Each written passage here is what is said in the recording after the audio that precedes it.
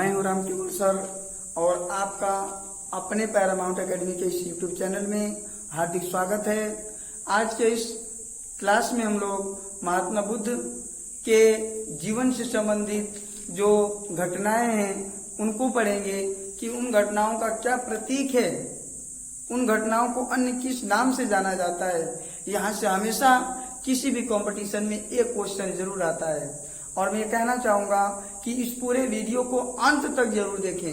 अंत तक देखेंगे तो एक एक पॉइंट जो डीप में बताए हैं वह समझ में आ जाएगा और इतने आसानी तरीके से बताया गया है कि आपके मन में किसी भी प्रकार का शंका, संशय, संदेह या सस्पेंस नहीं रह जाएगा। लेश मात्र भी कुछ डाउट नहीं रहेगा। एक एक बात सब स्पष्ट क्लियर हो जाएगा। तो हमारा इस क्लास को, इस पूरे वीडियो को अंत तक जरूर देखिए। तो चलिए हम लोग टॉपिक पे आते हैं। पहला टॉपिक है बुद्ध के जीवन से संबंधित घटनाएं एवं उनके प्रतीक। पूछ देता है कि महात्मा बुद्ध के जीवन से संबंधित जो घटनाएं उनको प्रतीक में किस नाम से क्या प्रतीक है।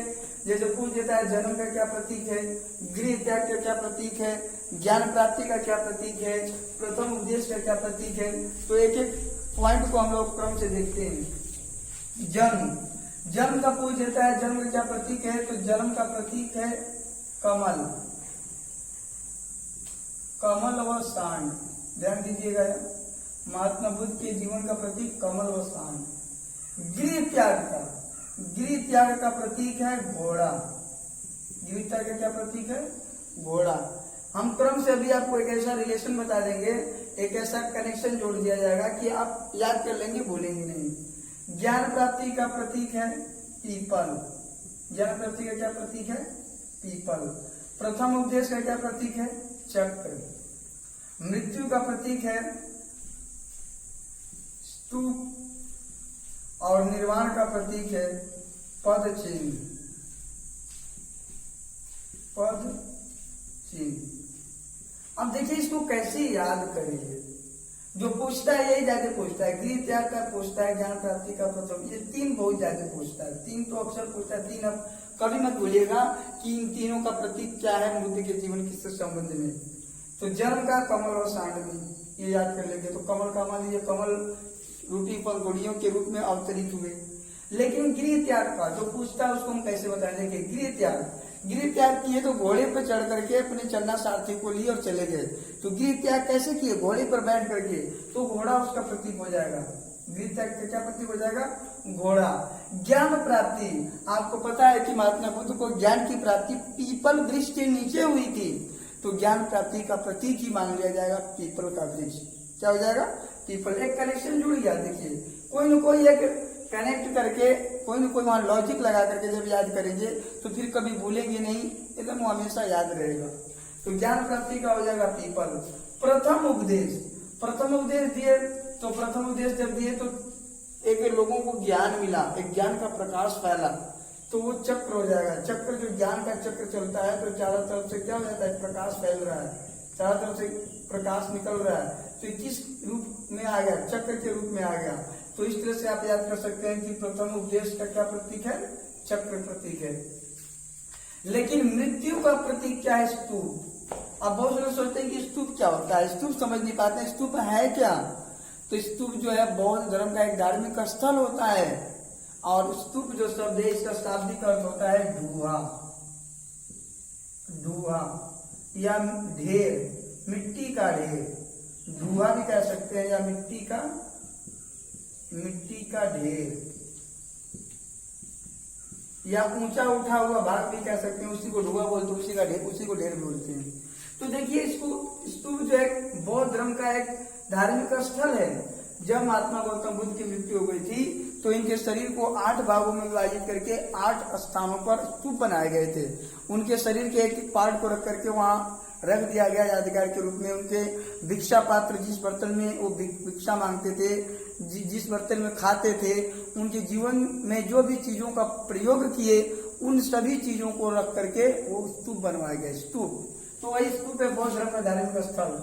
अब इसका अर्थ क्या होता है? ढूहा या मिट्टी का ढेर। अब कैसे इसको याद करेंगे?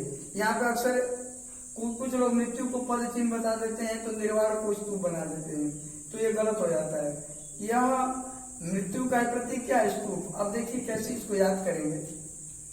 जब आदमी की मृत्यु हो जाती है तो जहाँ लोग दफन करते हैं तो वहाँ की जो भूमि है आसपास के भाग से थोड़ी कब्र जो होती है ऊंची हो जाती है, और ऊंचे हुए भाग को हम स्तूप बोलते हैं। स्तूप का आकार यही होता है। स्तूप जो होंगे बौद्ध धर्म देखेंगे ऐसे ही होता है। तो स्तूप जो है ऊंचा उठा हुआ भाग है। तो मृत्यु के बाद जो आदमी को दफनाया जा रहा है वह कब्र आसपास की भूमि से थोड़ी सी ऊंची उठी है, तो ऊंची भाग को स्तूप कहा जाता है। तो इस तरह से आप मृत्यु का प्रतीक याद करेंगे स्तूप। और निर्वाण का जो प्रतीक है पद चिन्ह। जब निर्वाण का मतलब होता है जन्म और मरण के बंधन से मुक्त हो जाना। अब वह व्यक्ति दोबारा इस धरती पर नहीं आएगा ये माना जाता है। तो जब नहीं आएगा तो उसके बताए पद चिन्हों पर चलना चाहिए, उसके बताए रास्ते पर चलना चाहिए। तो वही पद चिन्ह है। निर्वाण का पद चिन्ह क्या हो जाता है? निर्वाण का प्रतीक क्या हो जाता है? पद चिन्ह।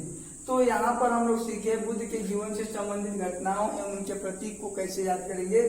तो जन्म का कमल हो जाएगा, गृह त्याग का बताया जो घोड़ा पर चढ़कर गृह त्याग की तो घोड़ा हो जाएगा। ज्ञान प्राप्ति को पीपल के नीचे हुई थी तो पीपल उसका प्रतीक हो जाएगा। प्रथम उपदेश जब उपदेश दिए तो ज्ञान का प्रकाश फैला चक्र के रूप में, वो उसका आकार आ गया तो चक्र हो जाएगा। मृत्यु का स्तूप बताए थे, निर्वाण का पद चिन्ह। तो इस तरह से ये तो प्रतीक पढ़े, सिंबल पढ़े हम लोग, उसका चिन्ह पढ़े। लेकिन कभी कभी पूछ देता है कि बुद्ध के जीवन से संबंधित घटनाएं एवं उनके अन्य नाम, उनको अन्य किस नामों से जाना जाता है। तो गृह त्याग को पूछ देता है किस नाम से जाना जाता है। विकल्प 4 दे देता है, उसमें पहचानना होता है कि गृह त्याग का क्या नाम है। यहाँ पर तो हम प्रतीक पढ़े हैं कि गृह त्याग का प्रतीक घोड़ा है, लेकिन यहाँ नाम पूछ देता है कि गृह त्याग को किस अन्य नाम से जाना जाता है। तो ध्यान दीजिएगा, ये 4 ऐसी घटनाएं हैं जो अक्सर एग्जाम में पूछता है, बुद्ध के जीवन से संबंधित घटनाएं एवं उनके अन्य नाम। तो गृह त्याग को कहा जाता है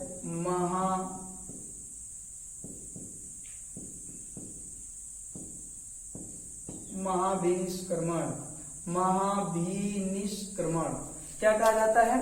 महाभिनिष्क्रमण कहा जाता है। गृह त्याग को क्या कहा जाता है? महाभिनिष्क्रमण। बोलिए मेरे साथ, आप रिपीट करिए, क्या कहा जाता है? महाभिनिष्क्रमण। ज्ञान प्राप्ति, ज्ञान प्राप्ति को संबोधि कहा जाता है। जब उनको ज्ञान हो गया, बोध हो गया, देखिए इसमें बोध शब्द आ रहा है। अब बोध का अर्थ ही होता है ज्ञान। तो ज्ञान प्राप्ति को अन्य किस नाम से जाना जाता है? संबोधि। ध्यान दीजिएगा। अब प्रथम उपदेश को कहा जाता है धर्म चक्र परिवर्तन। क्या कहा जाता है? धर्म चक्र परिवर्तन। धर्म चक्र परिवर्तन। तो चक्र यहाँ आया है, चक्र इसका प्रतीक हो जाएगा ज्ञान प्राप्ति का। प्रथम उपदेश का प्रतीक क्या है? चक्र है। और प्रथम उपदेश को किस नाम से जाना जाता है कोई पूछ दे तो धर्म चक्र परिवर्तन कहा जाता है। ये नाम है, ये प्रतीक है चक्र, लेकिन ये धर्म चक्र परिवर्तन क्या है? प्रथम उपदेश का ये नाम है, एक अलग नाम है। और मृत्यु को कहा जाता है महापरिनिर्वाण। महापरिनिर्वाण। तो इस तरह से बुद्ध के जीवन से संबंधित घटनाएं एवं उनके अन्य नाम। तो गृह त्याग को महाभिनिष्क्रमण, ज्ञान प्राप्ति को संबोधि, प्रथम उपदेश को धर्म चक्र परिवर्तन, मृत्यु को महापरिनिर्वाण। तो इस तरह से ये हम लोग बुद्ध के जीवन से संबंधित प्रतीक व घटनाओं को पढ़े। अब इससे आगे अब हम लोग पढ़ेंगे बौद्ध धर्म के त्रिरत्न। बौद्ध धर्म में कौन कौन से त्रिरत्न हैं? तो जैन धर्म के त्रिरत्न आप लोग पढ़े थे, सम्यक ज्ञान, सम्यक दर्शन, सम्यक आचरण। सम्यक आचरण। लेकिन बौद्ध धर्म के जो त्रिरत्न हैं वह देखिए कौन कौन से हैं। बौद्ध धर्म में पहला होता है बुद्ध, दूसरा होता है धम्म और तीसरा होता है संघ। ये बौद्ध धर्म के त्रिरत्न कहे जाते हैं, बुद्ध, धम्म, संघ। बुद्ध मतलब भगवान बुद्ध, धम्म मतलब होता है धर्म, पाली भाषा का यह शब्द है धम्म, और इसका अर्थ होता है धर्म। संघ मतलब महात्मा बुद्ध ने जो संघ बनाए थे, संघ जो बनाए थे बौद्ध संघ, तो बौद्ध संघ में दो प्रकार से लोग रहते थे। एक होते थे, उसमें दो प्रकार के बौद्ध, पूरे बौद्ध धर्म को मानने वाले लोगों को दो प्रकार में बांटा गया है, भिक्षु और उपासक। उस पर बाद में चर्चा होगी। आज बस यहाँ यह समझिए कि बौद्ध धर्म के त्रिरत्न कौन कौन से पूछ देता है कि निम्न में से कौन बौद्ध धर्म का त्रिरत्न नहीं है। इन तीन में से चौथा विकल्प जो रहेगा वह नहीं रहेगा, क्योंकि कहा गया है बुद्धम शरणम गच्छामि, धम्मम शरणम गच्छामि, संघम शरणम गच्छामि। तो बुद्ध धर्म संघ ये बौद्ध धर्म के त्रिरत्न कहे जाते हैं। संघ में प्रवेश की न्यूनतम आयु 15 वर्ष थी। एक संस्कार होता था उपसंपदा संस्कार, उस संस्कार के द्वारा बौद्ध संघ में प्रवेश दिया जाता था। तो बौद्ध धर्म के त्रिरत्न पढ़े। फिर पूछ देता है बौद्ध धर्म के 4 आर्य सत्य कौन कौन से हैं, या 4 आर्य सत्य का सिद्धांत किस धर्म में मिलता है, ये भी पूछ देता है कि 4 आर्य का सिद्धांत किस धर्म में मिलता है, तो बौद्ध धर्म में मिलता है। 4 आर्य सत्य कौन कौन से हैं, तो 4 आर्य सत्य हैं। पहला है दुख। पहला क्या है, दुख, अर्थात जीवन में दुख है। लिख सकते हैं, इसलिए भी कह सकते हैं कि जीवन में दुख है, जीवन में दुख है। दूसरा है दुख है तो दुख का कारण है, दुख का कोई न कोई कारण है, ये सत्य है। जीवन में सबके जीवन में दुख है। और दूसरा 4 आर्य सत्य में दूसरा जो सत्य है उस दुख का कोई कारण है, दुख का कारण है। तीसरा है कारण का निवारण है, जो दुख का कारण है उस कारण का निवारण है, कारण का निवारण है, मतलब उसको दूर करने का कोई न कोई उपाय है। और निवारण है तो यही है अष्टांगिक मार्ग। निवारण का मार्ग क्या है, अष्टांगिक मार्ग। तो ये 4 आर्य सत्य हैं। जीवन में दुख है, दुख है तो दुख का कारण है तो निवारण है। और निवारण का मार्ग क्या है, अष्टांगिक मार्ग। अष्टांगिक मार्ग का मतलब होता है 8 मार्ग। महात्मा बुद्ध ने अष्टांगिक मार्ग के द्वारा 8 वो मार्ग बताए, 8 वो रास्ते तरीके बताए जिस पर चलकर व्यक्ति जो है अपने जीवन रूपी हर एक दुखों से मुक्त हो सकता है। तो उस अष्टांगिक मार्ग पर चल करके उस जितने भी दुख है उसको दूर किया जा सकता है।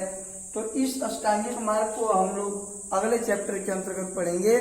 तो आज के इस क्लास में हम लोग महात्मा बुद्ध के जीवन से संबंधित घटनाओं को पढ़े, उनके प्रतीक पढ़े, महात्मा बुद्ध के जीवन से संबंधित घटनाओं के अन्य नाम को पढ़े। महात्मा बुद्ध ने बौद्ध धर्म में कौन कौन से त्रिरत्न स्थापित किए, बुद्ध धम्म संघ और बौद्ध धर्म के 4 आर्य सत्य जो है इसको भी पढ़े। ये 4 आर्य सत्य याद रखिएगा। दुख है, जीवन में दुख है, दुख का कारण है, कारण का निवारण है, निवारण का मार्ग क्या है, अष्टांगिक मार्ग। इस तरह से 4 मार्ग है। तो यहाँ 3 यहाँ 4। एक चीज और हम बताए थे बहुत पहले ही कि महात्मा बुद्ध ने यात्रा पर जब निकले थे तो 4 दृश्य देखे थे। उस बात को भी आप याद रखिएगा। एक वाक्य बताए थे कि बूढ़ा बीमार मरा सन्यासी, बूढ़ा बीमार मरा सन्यासी। तो पहले बूढ़ा व्यक्ति को देखे, फिर बीमार व्यक्ति को देखे, फिर मृत व्यक्ति को देखे, फिर सन्यासी को देखे। तो ये जैसे भी हम लॉजिक के द्वारा बताते हैं उसको ध्यान से सुनते रहिए। पूरा विश्वास है कि आप फिर कभी भूलेंगे नहीं। पूरा वीडियो अंत तक देख लिए तो एक एक पॉइंट, एक एक बात, एक एक तथ्य आपको याद हो जाएंगे। तो आप अपने भी देखिए, अपने दोस्तों को भी बताइए। अधिक से अधिक इस चैनल के लिंक को अधिक से अधिक शेयर करें ताकि आपके दोस्त मित्र रिश्तेदार सभी लोग इन ज्ञान से लाभान्वित हो सके। जाते जाते एक बार आप सभी लोगों को फिर से सादर नमस्कार। आप सबका दिन शुभ हो। धन्यवाद।